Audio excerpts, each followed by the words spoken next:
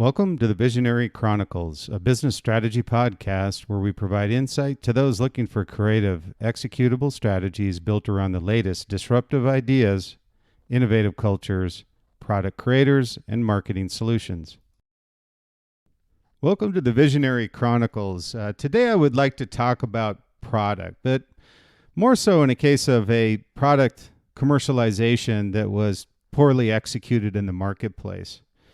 And this case study, I think, will give you a realization of, as a brand, what do you need to do in order to ensure that everything is vertically aligned with your brand. And all of this is driven off of, we talk about the vision, the visionary at the top of the company that sets the strategy and what the brand stands for, how the brand talks, how the brand looks, how the products look, how you're going to effectively realize a lifestyle or a improvement in a process, whatever it happens to be for your consumer. But there's a process to doing this. And when you short circuit this process, you'll see there's many instances where brand equity is damaged, sometimes beyond repair, unfortunately. But I want to go through this process again, just so everybody, we can understand how these short circuits can happen. Visually, you'll be able to take a closer look on how your company is running, how your company is doing this effectively from a product commercialization standpoint.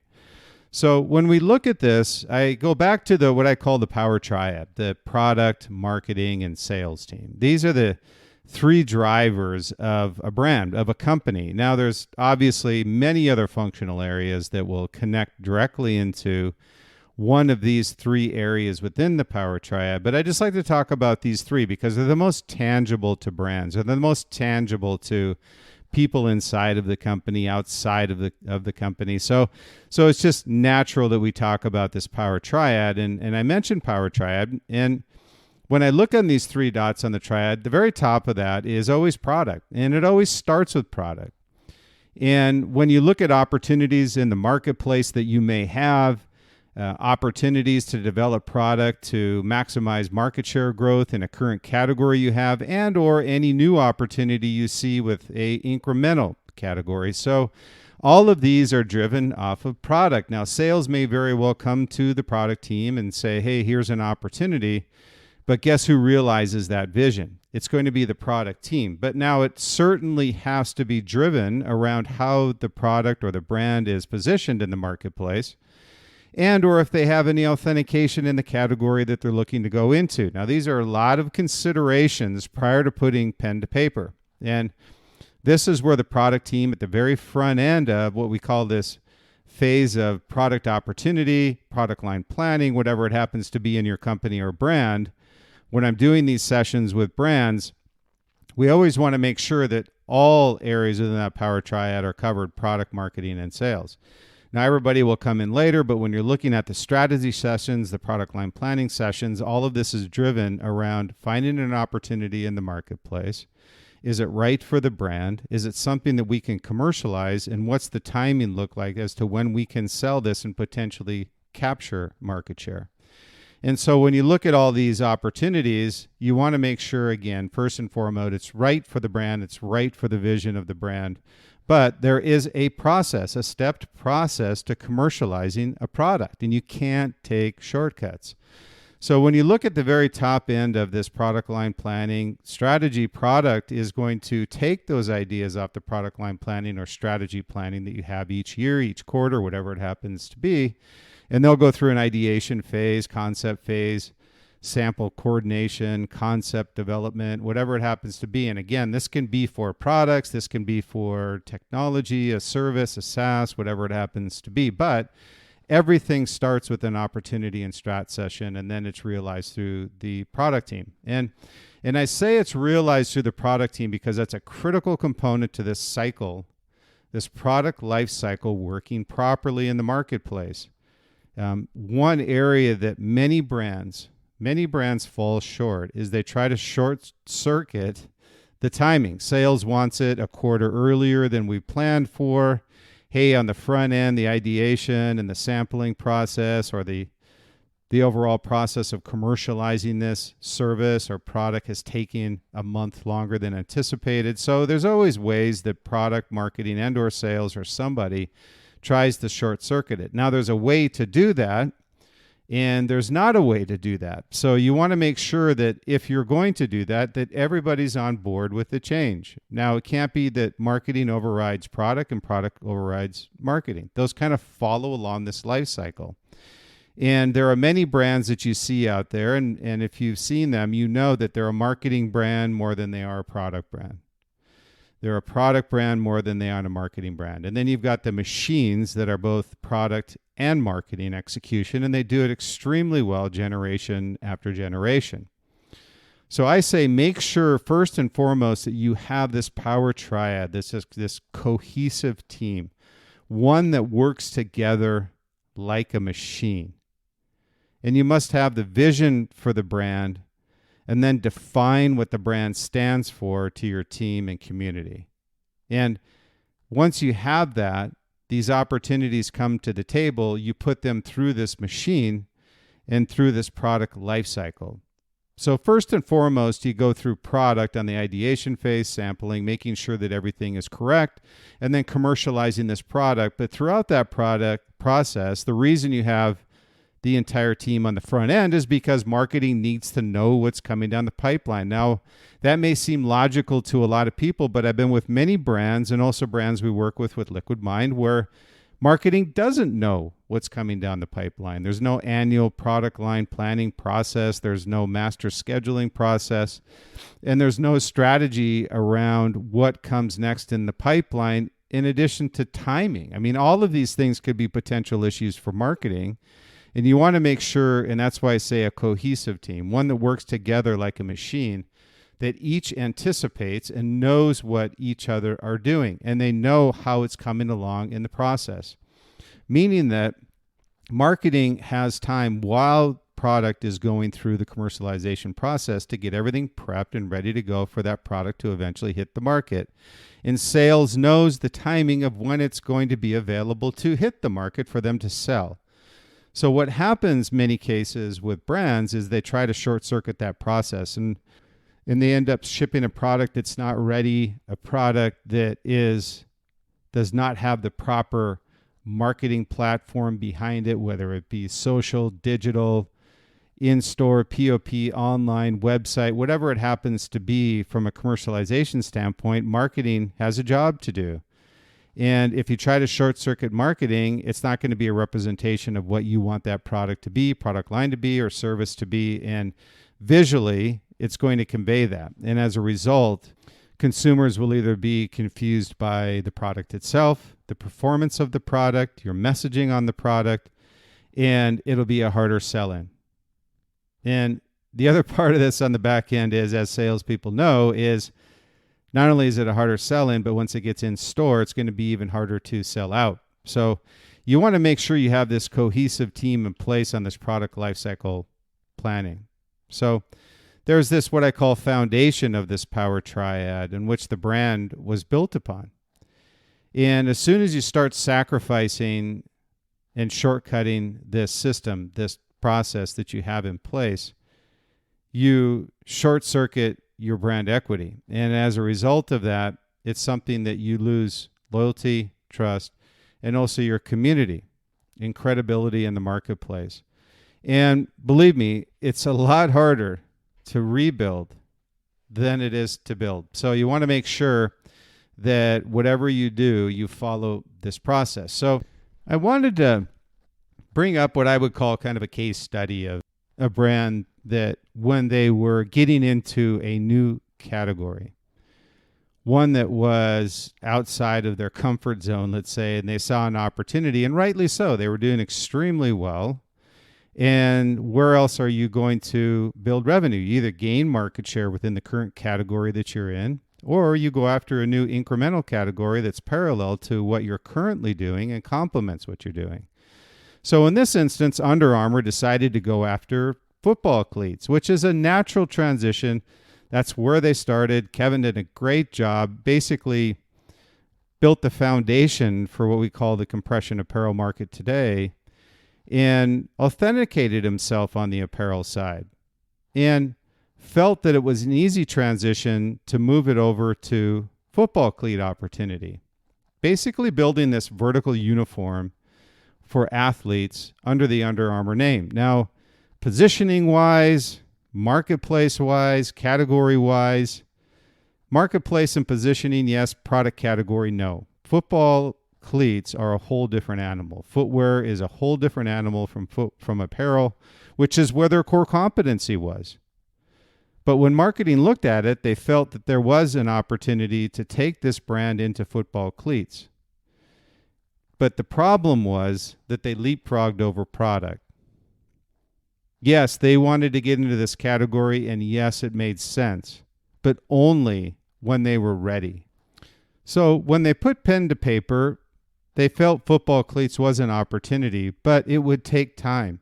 And unfortunately, what happened in this instance is that they had a plan and a release schedule that needed to be met for their retailers. So as a result of that, they built a product that was inferior and a product that didn't match the messaging. They were a product that were put in the feet of athletes that trusted the brand from the previous products that they had, and all of a sudden they were inferior. They either didn't fit right, they were falling apart, and a myriad of issues that they were dealing with on the football cleats on their initial release, effectively having to pull the product line and start over. What's interesting about this story is that success was driven by the fact that they did have brand equity, that they did have the right positioning, that they did have the right messaging. Under Armour had great messaging, and it matched what they were selling as far as a product, and why they actually gained about 30 to 35% market share in the first season they shipped the football cleats. So what it proves is that, yes, if you have your brand positioned correctly, if you've authenticated that brand within a parallel category, in this case, apparel, that you have, to a certain degree, earned the right to be able to extend that product offering within the category, in this case, football cleats. So when you kind of set the table, it obviously made sense from a strategic standpoint. It's a very big market. There's the big three out there, that Under Armour, Nike, and Adidas in the football market. And it's very, very difficult for other brands to enter a category such as football. And so it made all the sense in the world. Where they fell short was bringing a product to market before it's ready. Kind of leaning on the fact that marketing and sales had the programs in place and the date had to be met. So when you look into your product line and when you're looking to release products, and a case study such as this, where yes, it's right for the brand, yes, you've earned your right, no, it's a new product category, so you have to be very careful of whatever you put out there that manages expectations, and that the product matches the category tier of your other categories, such as apparel. So this is a classic case of leapfrogging over product when they're not ready to bring something to market. So when you do your planning, anticipate delays, anticipate the fact that you're going to have to make adjustments along the way, and ensure that you have what I call this innovation pipeline of products where you can adapt products that are what we call inline products with the technology that upgrades them for a next generation. So what I mean by that is that there are many times where a product may not be ready for prime time, and instead of releasing that product, do an incremental update with a technology that can adapt itself and make the product better. The challenge that Under Armour had in this case was it was a new category. So the planning process, the product team needed to have the lead on this and carry the reins forward as to when they feel this was going to be ready for market, and being able to manage that process throughout the entire commercialization of the product and indicate when they feel it's going to be ready. Unfortunately, the anticipation was so high with the brand. Retailers were wanting the product, consumers were wanting the product, and the seasonality matched the timing that marketing and sales had shown to them. So product had to adapt, and as a result, shorten the commercialization process and as a result, put a product that was inferior in the marketplace. So lesson learned on this case is that Under Armour came back obviously very strong after pulling the product from the market, gained most of, if not all of that market share back. So an impressive story for Under Armour, but a tough lesson learned. And the other part of this story was it happened a little bit after the football cleats was when Under Armour wanted to enter the run market. And this wasn't about product so much as it was about the actual authentication of the brand. Now, Under Armour had a great positioning within the traditional sports, football, basketball, baseball, whatever it happens to be.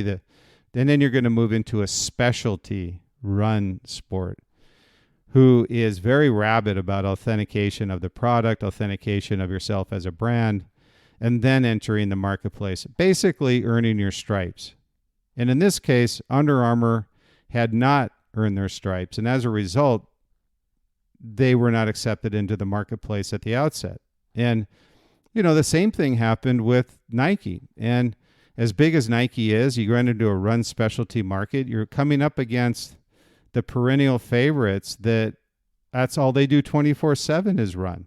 So when you come into a market, make sure that you understand that you have to authenticate that product first.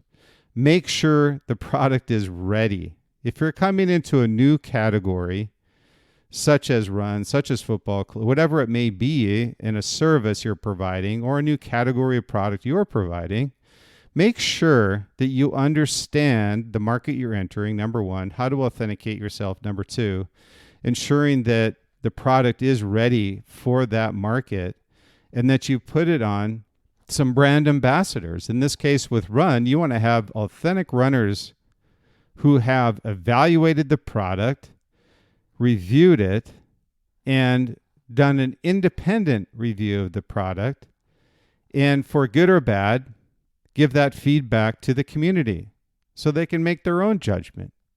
So the points that come out of this case study, I'll call it, whether it be product or positioning in a particular new category, the thing I want to impress on you as a brand or as a company is earn your stripes first. And once you've done that and you've established yourself in a category similar to a Nike and Under Armour and Adidas, there's different reasons for entering a market, but it's always consistent around building and creating a product and commercializing it for the community that are passionate around that lifestyle. So making sure that you're ready for prime time before you distribute your product is key to success. I want to thank you for listening to the Visionary Chronicles. I really appreciate your time. I know that you've got a lot of other things on your plate, and I really appreciate you taking time out of your day to listen to the Visionary Chronicles, so thank you.